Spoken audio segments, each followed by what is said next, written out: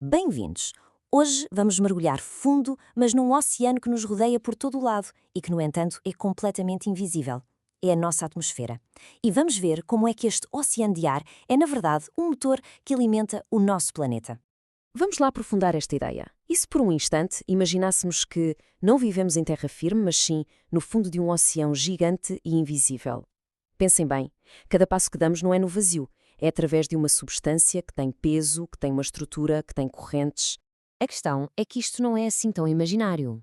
É a nossa realidade. Esse tal oceano é a atmosfera terrestre. É ela que funciona como um filtro a decidir quanta energia do Sol chega aos painéis solares. E são as correntes desse oceano, o que nós chamamos de vento, que fazem girar as turbinas eólicas. Portanto, para dominar as energias renováveis, temos primeiro de perceber como funciona este oceano. Ok, então, do que é feito este oceano de ar? Qual é, por assim dizer, a receita? Vamos espreitar os ingredientes. O ar que respiramos, bem, não é uma coisa só. É mais uma espécie de cocktail de gases.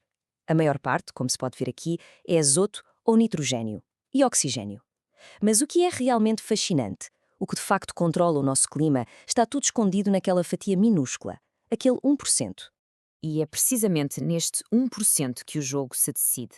É aqui que encontramos as chamadas superestrelas do clima, como o vapor de água e o dióxido de carbono.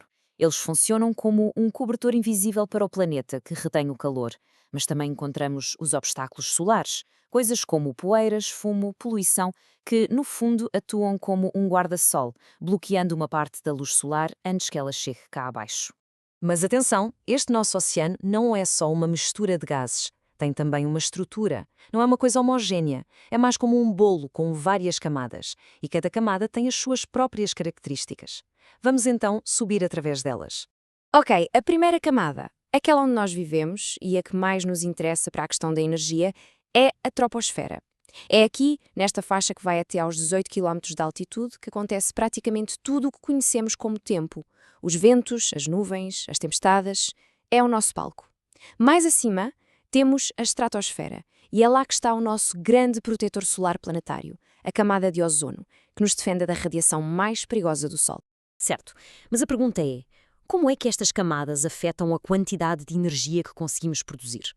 A resposta está na física, claro, e em dois conceitos que andam sempre de mãos dadas: a pressão e a densidade. Vamos começar com a pressão atmosférica. A maneira mais fácil de pensar nisto é imaginar o peso. É literalmente o peso de toda a coluna de ar que está sobre a nossa cabeça, a empurrar para baixo, desde onde estamos até ao limite do espaço. Por isso, é lógico, quanto mais alto subimos numa montanha, menos ar temos por cima de nós. E, portanto, menos peso sentimos. A pressão é menor, é tão simples quanto isso. E a consequência disto é imediata. Ao nível do mar, a coluna de ar por cima de nós é gigantesca. O resultado? Pressão alta e ar muito denso, muito compacto. Agora, se estivermos no topo de uma montanha, a coluna de ar é bem mais pequena. A pressão é baixa e o ar fica, bem, mais solto, mais rarefeito, ou seja, menos denso. Ok, chega de teoria. Agora vem a parte gira. Vamos aplicar isto tudo.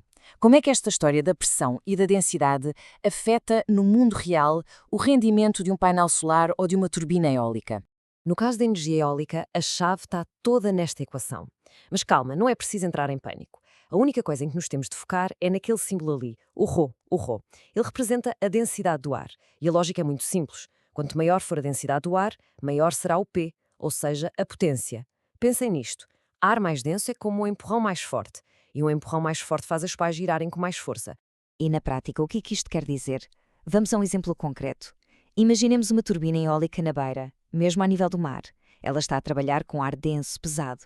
Agora peguemos na mesma turbina, exatamente igual, com a mesma velocidade de vento, mas instalada em Manica ou em Songo, onde a altitude é muito maior. Lá, o ar é rarefeito, menos denso. O resultado é óbvio, a turbina na beira vai produzir mais energia. É a densidade que faz toda a diferença. Mas, e aqui é que a coisa fica interessante. Para a energia solar, o jogo vira completamente ao contrário. Aqui, a altitude é uma vantagem. Mas porquê? É simples. Em locais mais altos, a luz do Sol tem um caminho mais curto a percorrer dentro da atmosfera. Tem de atravessar menos oceano de ar para chegar ao painel. E menos atmosfera significa menos poeira, menos nuvens, menos obstáculos. O resultado? Menos perdas de energia pelo caminho e mais luz a chegar direitinho ao painel. Então, para arrumar as ideias, podemos pensar assim. A composição do nosso oceano de ar, ou seja, os gases e as partículas, funciona como um filtro para a luz solar. Por outro lado, a estrutura desse oceano, principalmente a sua densidade, é o que determina a força do vento. Portanto, temos um filtro para o Sol e um motor para o vento. É esta a física fundamental da atmosfera em ação. E pronto, acompanhamos a viagem da energia solar através deste oceano invisível até chegar cá abaixo, à superfície. Mas a história não termina aqui. Na verdade, só agora começa. Fica a pergunta no ar. O que é que acontece a toda essa energia quando finalmente chega ao nosso planeta? Como é que a Terra a gere, absorvendo uma parte, refletindo outra? Bem, essa será a nossa próxima exploração.